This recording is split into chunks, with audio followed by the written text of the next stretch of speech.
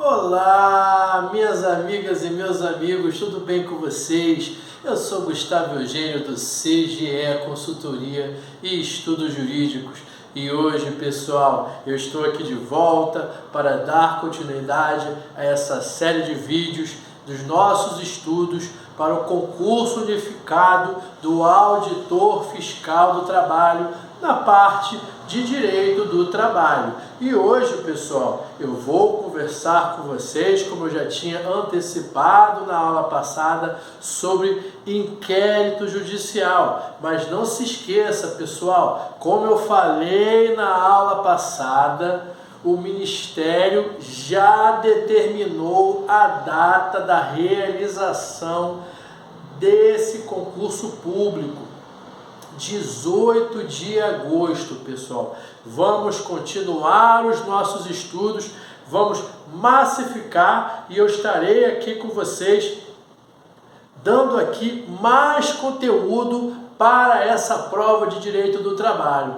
Mas antes de mais nada, pessoal, eu peço que vocês acionem o sino de notificações caso você ainda não seja inscrito no nosso canal. Se inscreva para continuar recebendo essas matérias e essas informações de direito do trabalho para o concurso do auditor fiscal e para outros concursos que vem vindo por aí, pessoal. Peço também que vocês deem o like nesse vídeo e compartilhem esse vídeo com outras pessoas que com certeza irá ajudar o canal e também irá ajudar aqueles que querem estudar direito do trabalho e processo do trabalho.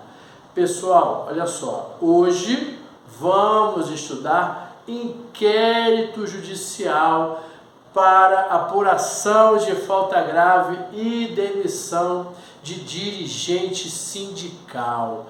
Esse tema é um tema que pode sim cair nessa prova do concurso, seja na primeira fase ou na segunda fase, porque tem decisões um pouco controversas, pessoal, e nós vamos estudar aqui o artigo 543 da CLT, tem súmula do Supremo Tribunal Federal, tem súmula do TST e tem entendimento divergente. Pessoal, a primeira informação que eu gostaria de conversar com vocês quando nós conversamos sobre dirigente sindical é a sua estabilidade. Como nós já conversamos, a estabilidade do dirigente sindical ela é provisória a partir do momento do registro da candidatura e, caso eleito, até um ano após o cumprimento, o término de seu mandato. Estabilidade provisória. Esse é o primeiro ponto. Segundo ponto que você precisa entender é o seguinte: só porque existe essa estabilidade, ele ou ela, dirigentes sindicais, não podem ser demitidos? Claro que não, pessoal. E eu vou mostrar para você esse raciocínio. Primeiro, por mais que a estabilidade ela seja absoluta, ainda que provisória, logicamente não seria coerente, não seria crível que o dirigente sindical, como qualquer trabalhador, tivesse um salvo-conduto para fazer qualquer coisa. Você precisa sempre ter um raciocínio do bom senso. Sempre o bom senso ele vai te levar para o melhor caminho. A partir daí, nós vamos estudar o artigo 543, parágrafo 3º da CLT. Você lembra na aula passada, pessoal, quando nós estudamos o artigo 543 da CLT? Ele dava aquela proteção ao dirigente sindical para que ele pudesse atuar na sua função de dirigente sindical, porque você há de convir comigo, como eu conversei com vocês, que o dirigente sindical, a partir do momento que ele defende os interesses da entidade, da classe daqueles trabalhadores, ele vai criar alguns problemas com algumas empresas, com alguns empregadores. Isso acontece, não estou dizendo que aconteça sempre, mas sempre cria aquele probleminha, porque ele começa a defender e de forma massiva e será geralmente contra os interesses do empregador, contra os interesses da classe empresária. Então o artigo 543 caput, ele fala disso. A partir daí, depois que você já estudou o caput desse artigo, você vai lá estudar os outros parágrafos e você vai se deparar com o artigo 543 no seu parágrafo 3º. E esse parágrafo 3º é a partir daí que começa o nosso estudo de inquérito judicial por falta grave. Esse parágrafo, ele já está dizendo da estabilidade do dirigente sindical, até aí tudo bem, mas ele está falando o seguinte: a demissão será de caráter disciplinar e haverá necessidade de apuração de inquérito judicial disciplinar para apuração dessa falta grave. Até aí é a letra da lei. Você vai ficar atento a isso, porque nós não sabemos que tipo de questão pode cair numa prova. O examinador da banca do concurso, ela pode muito bem perguntar assim para você: conforme a legislação, com base na CLT, você sempre responde conforme a pergunta dela. Você como candidato, eu como candidato, nós como operadores do direito, nós temos que tirar o nosso ego, tirar o que a gente pensa e ir direto ou na jurisprudência, ou na doutrina, ou na legislação, porque é ali que estão as respostas. E se nós quisermos passar por um concurso público, e se você quiser passar por um concurso público, você tem que se despir da sua crença e ir direto para a lei, para a doutrina ou para a jurisprudência. Isso é um ponto. Segundo ponto é ficar atento ao tipo de pergunta que ele está te fazendo. Que geralmente, quem já fez concurso público, principalmente nessa área do direito, já sabe que funciona assim: conforme a jurisprudência, conforme o entendimento dos tribunais. Aí você vai responder conforme o entendimento dos tribunais, conforme a doutrina, conforme a legislação. Você vai responder conforme a legislação. Às vezes a letra fria da lei vai ser diferente da jurisprudência. E se for uma prova de múltipla escolha, se for uma prova objetiva, aí que você tem que ir mesmo. E fica atento, porque a letra da lei do parágrafo 3º está dizendo isso. Inquérito judicial, está prevendo o inquérito judicial. E por que eu estou batendo nessa tecla? Porque tem parte da doutrina que entende que esse parágrafo 3º, lá de 1943, ele não teria sido recepcionado pela Constituição da República de 1988. E aí começa uma discussão. Parágrafo 3º do artigo 543 da CLT versus artigo 8º, inciso 8º da Constituição da República. Alguns entendem o seguinte: o inciso 8º do artigo 8º, ele cortou a expressão que aparecia lá no artigo 543, parágrafo 3º, de forma intencional. Ou seja, parte da doutrina entende o seguinte: se o artigo 8º, inciso 8º, não replicou o que estava lá no parágrafo 3º, é porque ele entende que não era mais cabido. Ele entende, o constituinte originário, segundo esse entendimento, chegou à conclusão, entendeu que isso não era mais cabido. Então, para parte da doutrina, não há mais necessidade, com base no artigo 8º, inciso 8º, de apuração por inquérito judicial para apuração de falta grave, melhor dizendo. Esse é um entendimento. Agora, tem outra parte da doutrina, digo, por exemplo, o professor Maurício Mascaro Nascimento, e grande parte da jurisprudência, inclusive súmula do TST e do STF, sumulado isso, que teria um entendimento diverso. Então nós temos que entender, primeiro, quais seriam as hipóteses de apuração de falta grave. Nós estamos falando aqui que essa demissão é em um caráter disciplinar. De certa forma, e guardadas as devidas proporções, o empregado representante sindical goza dos mesmos direitos e deveres de qualquer empregado. Então, por mais que ele tenha estabilidade provisória, ele não poderá cometer as faltas graves esculpidas ali no artigo 482 da CLT. Você lembra o que é o artigo 482 da CLT? As hipóteses taxativas de justa causa. Ou seja, com base nessa jurisprudência majoritária, representante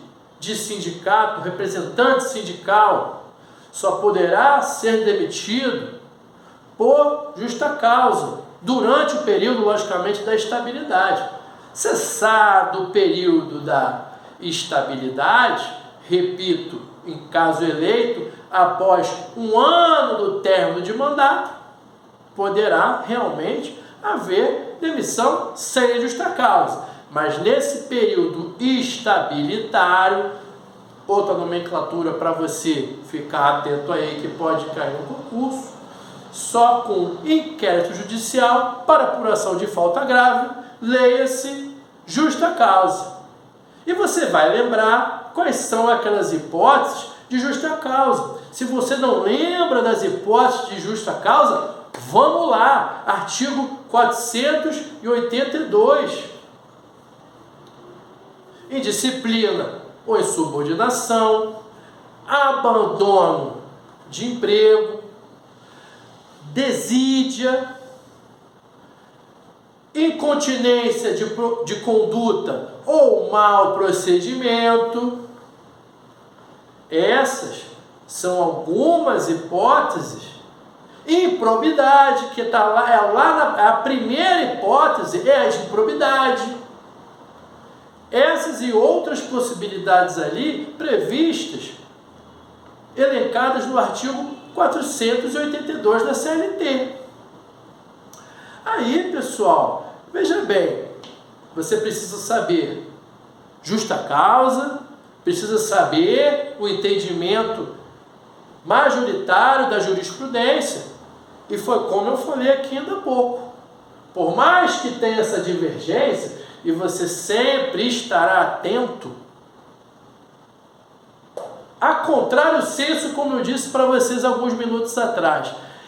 E se fosse o enunciado de uma questão perguntando assim: com base na Constituição da República, não há previsão de apuração de inquérito judicial por falta grave, eu marcaria.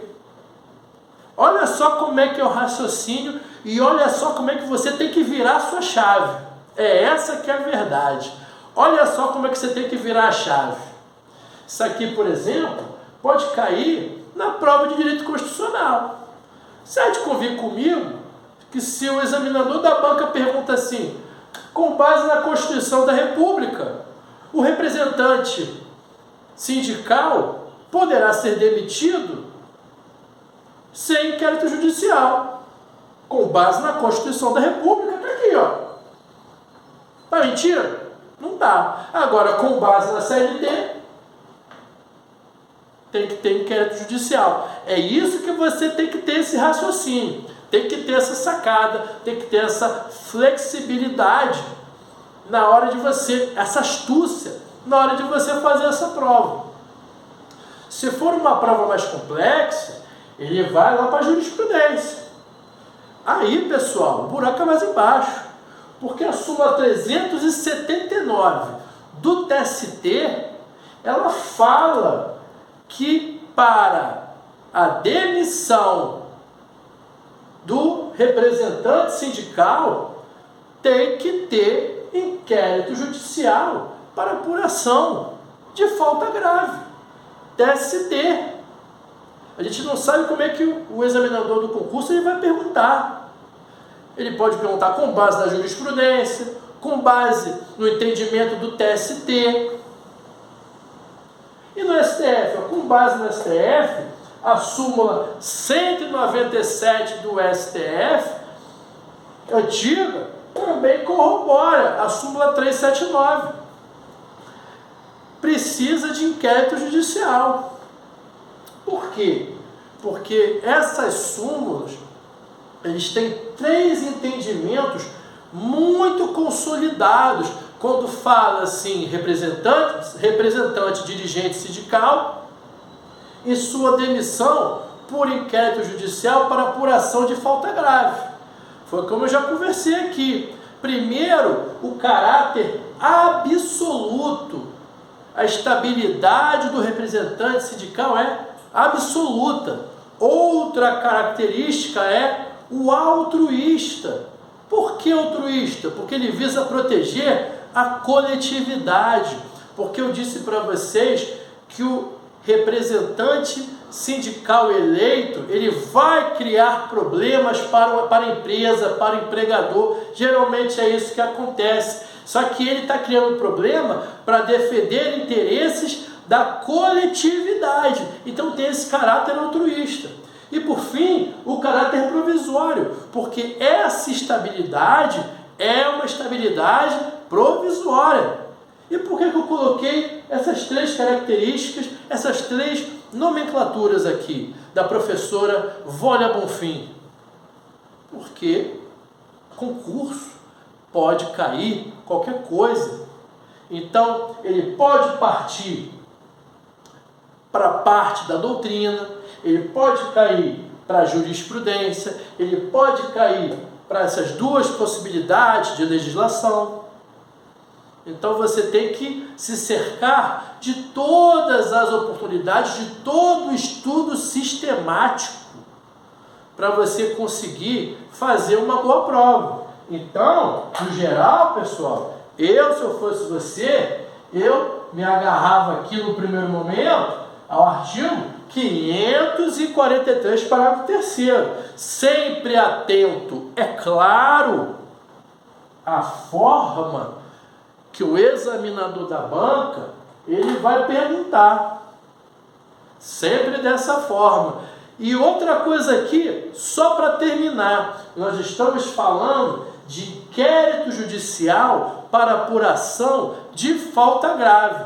Mas já que nós estamos aqui conversando sobre sindicato e representante sindical, nada mais oportuno que eu coloque aqui para vocês, pessoal, a súmula 369 do TST.